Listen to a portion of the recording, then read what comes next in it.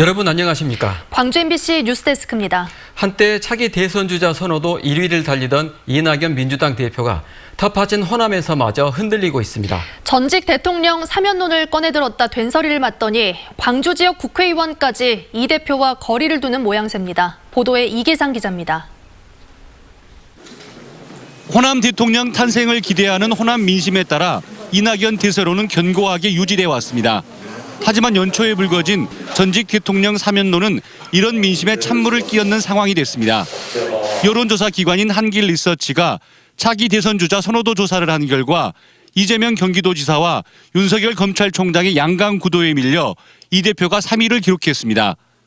호남에서의 지지율을 보더라도 이낙연 대표는 29.7%에 불과해 이재명 지사와 오차 범위 안에서 접전을 벌이는 것으로 나타났습니다. 국민 통합을 위한 사면론이 호남에서조차 급격한 지지층 이탈을 불러온 것으로 분석됩니다. 이낙연 대표로서는 통합론을 필두로 본인의 어떤 정치적인 이슈 제기자로서 모습을 보이려고 했는데 그것이 최악의 악수로 이어지고 있는 것으로 보입니다. 광주 지역 국회의원 대부분이 이낙연 대표의 사면론에 대해서 부정적인 견해를 나타낸 가운데 민영배 의원은 정권 재창출과 시대적 과제에 부응하는 대통령 후보로 이재명 지사를 공개적으로 지지하고 나섰습니다. 이재명 지사와 이낙연 대표 두 분만 놓고 본다면 그런 시대적 요구에 잘 응답할 수 있는 분이 이재명 지사가 더 근접해 있다 이렇게 보는 겁니다. 차기 대선 주자에 대한 호남의 민심이 새해 벽두부터 요동치고 있는 가운데 오는 4월 재보선 결과에 따라서 지역 정치권도 본격적인 이합 집산을 할 것으로 전망됩니다. MBC 뉴스 이계상입니다. 한파가 극심했던 엊그제 광주의 한 다리 아래서 50대 노숙인이 숨졌습니다. 이 노숙인은 주소가 있다는 이유로 지자체 관리 대상에서 빠져 있었는데요. 취재기자가 주소지를 확인해봤더니 어처구니 없게도 석 달 전 퇴원했던 병원 병실이었습니다. 우정훈 기자가 취재했습니다. 지난 11일 오후 2시 30분쯤 58살 김모 씨가 광주 서구 유촌동의 한 다리 아래 보행자 도로에서 숨진 채 발견됐습니다. 전국적으로 한파가 계속되던 날이었는데 광주도 아침 최저기온이 영하 4.9도, 한낮에도 0.2도에 그치는 상황이었습니다. 사망자 김 씨는 혹한에 동사한 것으로 추정됐는데 행색으로 보면 분명 노숙인이었습니다. 행색이나 이런 것들이 약간 노숙하시는 분 같다고 말씀하시더라고요. 그래서 그렇게 쓰러지셔가지고 발견하고. 하지만 광주시가 관리하는 노숙인 명단 120명 중에 김 씨는 없었습니다. 주민등록상 거주지가 있었기 때문입니다. 실질적으로 이제 요양병을 입원해 장기 입원을 하고 계신 것으로 위에서 관리되고 있었기 때문에 아마 노숙인은 어떤 관리가 안 된 것 같습니다. 김 씨의 주소지로 등록된 곳을 찾아가 봤습니다. 지자체가 숨진 김 씨의 집 주소라고 파악하고 있던 곳 주소를 확인해보니 다름 아닌 김 씨가 입원한 이곳 병원이었습니다. 심지어 주택 호수로 착각했던 것은 병실 번호였습니다. 김 씨는 지병 치료를 위해 이 요양병원에 7개월간 입원한 적이 있지만 작년 10월 이미 퇴원했습니다. 그 뒤로 석 달간은 노숙 생활을 해온 것으로 보이는데 기초수급비를 지급해온 관할자치단체는 이를 전혀 모르고 있었습니다. 현재 지금 우산동 거주께서 되어 있고요. 어떤 주택인 것 같아요. 이런 건 주소는 아니에요. 심지어 김 씨가 숨진 이후에도 원룸에 사는 걸로 알고 있었습니다. 몇 번길 몇 호 이렇게 돼 있으니까 아마 주택이었는데도 어느 날 된 것 같다 그렇게 알고 얘기를 하더라고요. 복지제도의 사각지대에서 아무도 모르는 사이 쓸쓸히 죽음을 맞은 노숙인 김 씨. 하지만 혈육인 형제가 시신을 인도받는 것조차 거부해 장례식 없이 숨진 지 이틀 만에 화장됐습니다. MBC 뉴스 우종훈입니다. BTJ 열방센터발 코로나19 확진자가 전국적으로 계속 늘고 있습니다. 광주에서도 관련 확진자가 60명이 넘는데요. 광주시는 아직 검사를 받지 않은 열방센터 방문자 14명에게 검사 명령에 따르지 않으면 법적 조치하겠다고 통보했습니다. 보도에 김철원 기자입니다. 광주 지역에서 종교시설 BTJ 열방센터 관련 확진자는 지금까지 66명입니다. 중대본이 확보한 방문자 명단 중에서 광주에서 확진된 이들이 6명이니 광주 지역 방문자 한 사람당 11명씩을 감염시킨 셈입니다. 문제는 아직도 검사받지 않은 이들이 상당수라는 점입니다. 광주시가 넘겨받은 명단은 모두 45명. 이 가운데 검사를 받은 사람은 31명입니다. 방문자 중 3분의 1인 14명이 검사를 아직 안 받고 있는 건데 광주시는 강력 대응을 예고했습니다. 월요일까지 반드시 검사를 진행해 주시고 검사를 이행하지 않았을 경우 법에 따라서 조치하도록 하겠습니다. 광주 효정요양병원의 확진자는 전체 입원 환자의 3분의 1에 육박하고 있습니다. 요양병원의 전체 환자는 292명인데 31%인 92명의 환자가 확진돼 다른 병원으로 이송됐습니다. 직원들 중에서도 29명이 확진됐습니다. 현재 이 병원에 남아 코호트 격리 중인 환자는 172명, 직원은 79명. 광주시는 검사를 이어가고 있습니다. 밀집도 완화 조치 또한 지금 후송할 병원들과 세부 실무 협의를 진행하고 있습니다. 더 속도를 낼 수 있도록 하겠습니다. 한편 지난 일요일 아내가 확진되면서 감염이 확인된 광주 1357번째 확진자는 광주 시내버스 2번 기사입니다. 광주시는 시내버스 기사를 통한 전파 우려는 낮은 것으로 보고 있습니다. MBC 뉴스 김철원입니다. 전라남도가 코로나19 환자를 돌보기 위해 전담 병원을 지정했는데요. 간호사 등 직원의 절반 이상이 퇴사해 병원을 운영하기 힘든 상황이 돼버렸습니다. 직원들과 사전 논의 없이 성급하게 일을 추진한 게 문제였습니다. 조희원 기자가 보도합니다.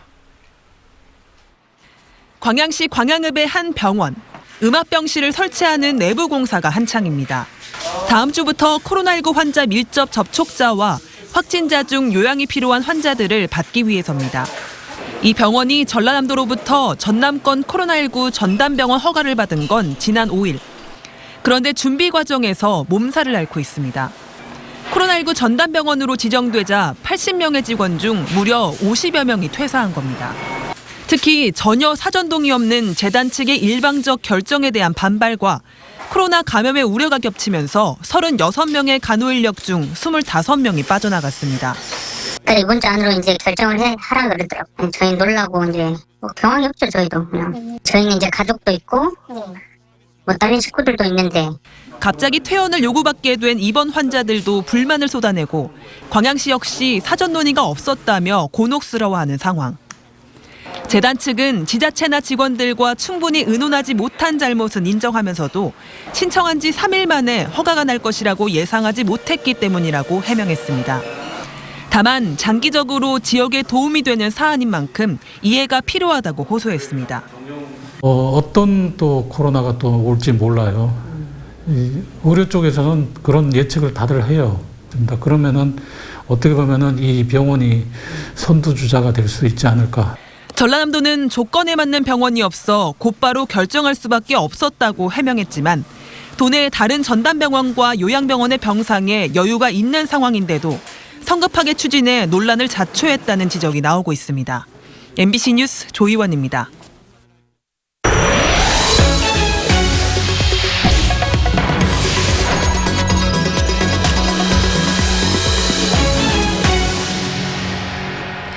내비게이션만 믿고 운전하다 보면 실제 도로 상황과 다른 경우가 종종 있는데요. 이 같은 문제를 해결하기 위해 전남경찰청이 전국에서 처음으로 바뀐 교통정보를 내비게이션 업체에 제공하기로 했습니다. 김한수 기자가 취재했습니다. 전남의 한 도로입니다. 단속 카메라를 앞두고 차량 내비게이션 앱에 제한속도 안내가 나옵니다.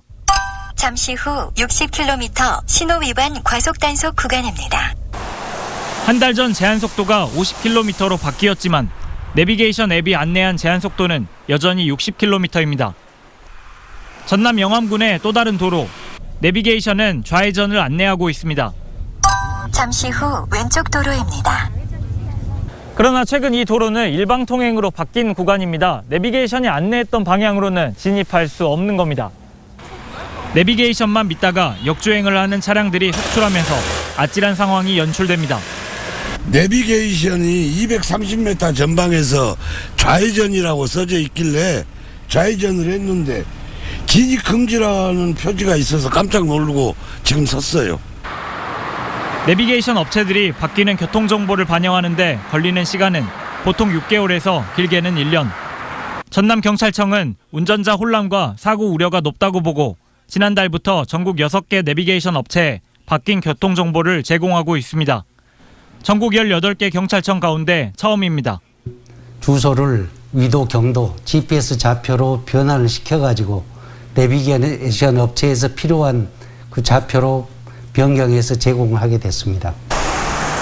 경찰이 직접 교통시설물 위치 정보를 가공해 곧바로 적용할 수 있도록 하면서 운전자의 안전은 물론 최근 상용화된 자율주행 기술에도 도움이 될 것으로 기대되고 있습니다. MBC 뉴스 김한수입니다. 3.3제곱미터당 2천만 원 이상의 고분양가로 논란을 빚은 광주 중앙공원 1지구 아파트의 분양가가 1,900만 원에 잠정 합의됐습니다. 광주시는 한양이 최대 주주로 참여한 빛고을 중앙공원 개발 주식회사와 분양아파트는 평당 1,900만 원, 임대아파트는 평당 1,533만 원으로 잠정 합의했습니다. 대신 비공원 시설 면적을 기존 7.85%에서 8.17%로 늘리고 용적률도 199%에서 214%로 상향하기로 결정했습니다. 광주시는 이 같은 변경안을 다음 달 도시계획위원회에 상정할 계획입니다. 광주시의회가 광주 글로벌모터스의 태양광 발전 사업에 지역업체의 참여 확대를 촉구했습니다. 광주시의회는 성명을 통해 지역 상생형 일자리 모델인 광주 글로벌모터스가 태양광 설비 업체를 공모하는 과정에서 지역 기업과 시민들의 참여를 사실상 제한하고 있다고 지적했습니다. 시의회는 글로벌모터스가 기존 공고문을 철회하고 지역업체의 참여 확대 방안을 담아 공고문을 다시 게시해야 한다고 주장했습니다. 주민들과의 식사 자리에서 여성을 성추행한 혐의로 재판에 넘겨진 유두석 장성 군수가 1심에 이어 항소심에서도 무죄를 선고받았습니다. 광주지방법원 제2형사부는 강제추행 혐의로 기소돼 1심에서 무죄를 선고받은 유 군수에 대한 항소심에서 원심 판단이 정당하다고 판결했습니다. 앞서 1심 재판부는 다른 참석자들의 진술이나 고소 시점 등을 종합해 볼 때 유죄로 보기 어렵다며 무죄를 선고했습니다. 순천의 한 동물병원 원장이 각종 불법적인 의료 행위를 했다는 의혹이 불거졌습니다. 호남권 동물연대는 순천시 해룡면의 한 동물병원 원장이 의료도구를 재사용하고 유통기한이 지난 약품들을 사용하는 등 불법적인 의료 행위를 일삼았다는 의혹을 제기했습니다. 또 유기견을 구조한 뒤 순천시로부터 안락사 보조금을 타기 위해 바로 고통사시키는 등 비윤리적인 조치를 한 사실도 직원들을 통해 확인했다며 사실관계를 파악할 것을 촉구했습니다. 기간제 교원이 정규직 교원에 비해 복지 혜택에서 차별받고 있는 것으로 나타났습니다.